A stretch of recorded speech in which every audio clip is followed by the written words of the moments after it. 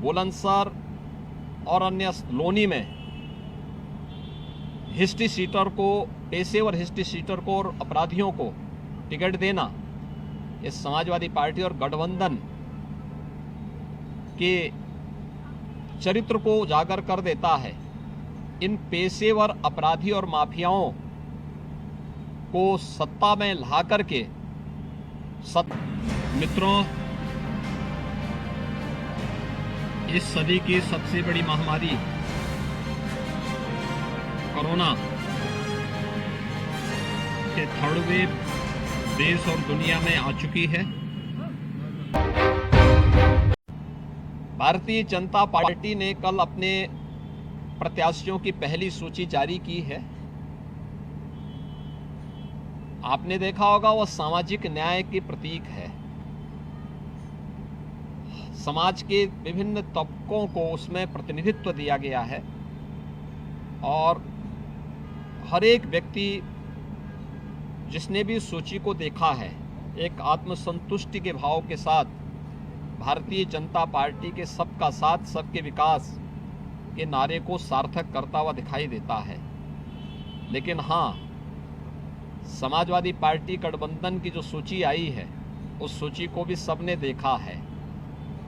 कैराना में हिंदू व्यापारियों के पलायन के लिए जिम्मेदार लोगों को टिकट देना, मुजफ्फरनगर के दंगाइयों को टिकट देना, बुलंदशहर और अन्य लोनी में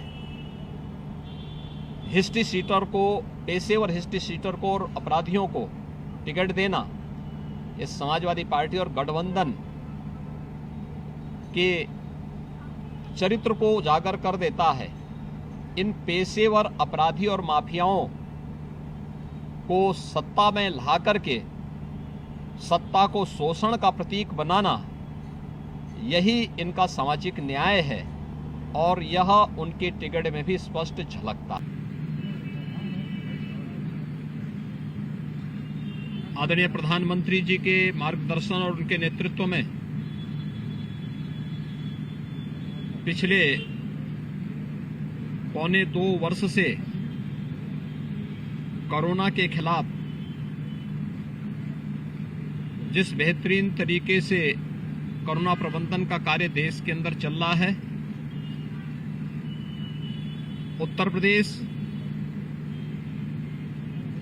उसमें एक अग्रणी भूमिका का निर्वहन कर रहा है। प्रथम 2 लहर में कोरोना प्रबंधन का एक मॉडल खड़ा करने के बाद विगत वर्ष ही अगस्त सितंबर माह में थर्ड वेव की जो आशंका विशेषज्ञों के द्वारा व्यक्त की गई थी उसे देश ने भी और उत्तर प्रदेश ने भी अपने कोरोना प्रबंधन के माध्यम से निर्मूल साबित किया। कोविड-19 का जो नया वेरिएंट ओमिक्रॉन के रूप में आया है, यह वेरिएंट सेकेंड वेव की तुलना में काफी कमजोर है। यद्यपि संक्रमण इसमें तीव्र है, लेकिन अगर हम इसकी देखें तो यह दूसरी वेव की तुलना में कम खतरनाक है और इसीलिए राज्य सरकार ने नाइट कर्फ्यू के अलावा सामान्य जनजीवन को चलने दिया है। हाँ, सतर्कता और सावधानी की आवश्यकता है। एक बीमारी है, बुजुर्ग लोगों को, बीमार लोगों को, बच्चों को, गर्भवती महिलाओं को हर हाल में इस प्रकार के संक्रमण से बचाना होगा। सामान्य लोगों को भी सतर्कता और सावधानी बरतनी होगी। प्रदेश में जो अद्यतन स्थिति है वह 1 लाख से अधिक, प्रदेश के अंदर 1,03,000 एक्टिव केसेज हैं, जिसमें से 1,01,000 से अधिक होम आइसोलेशन में हैं। यानी आप देखेंगे कि पूरे प्रदेश के अंदर 1% से कम लोग हॉस्पिटल में हैं और यही स्थिति लखनऊ की भी है। लखनऊ में कुल 2300 पॉजिटिव केस आज आए हैं, जिसमें 16,300 एक्टिव केस हैं। और अगर हम होम आइसोलेशन का देखेंगे तो 16,200 मामले अपने घर में ही उपचार करा रहे हैं।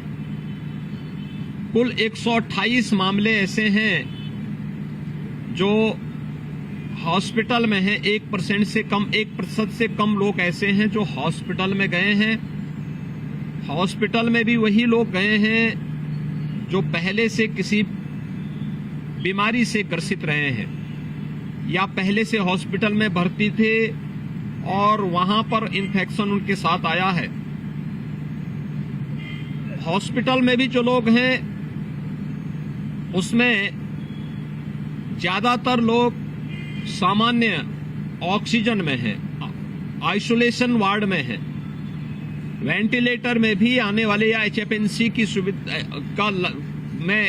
एचएफएनसी की में बहुत कम लोग आए हैं और यह दिखाता है कि वायरस कमजोर पड़ रहा है।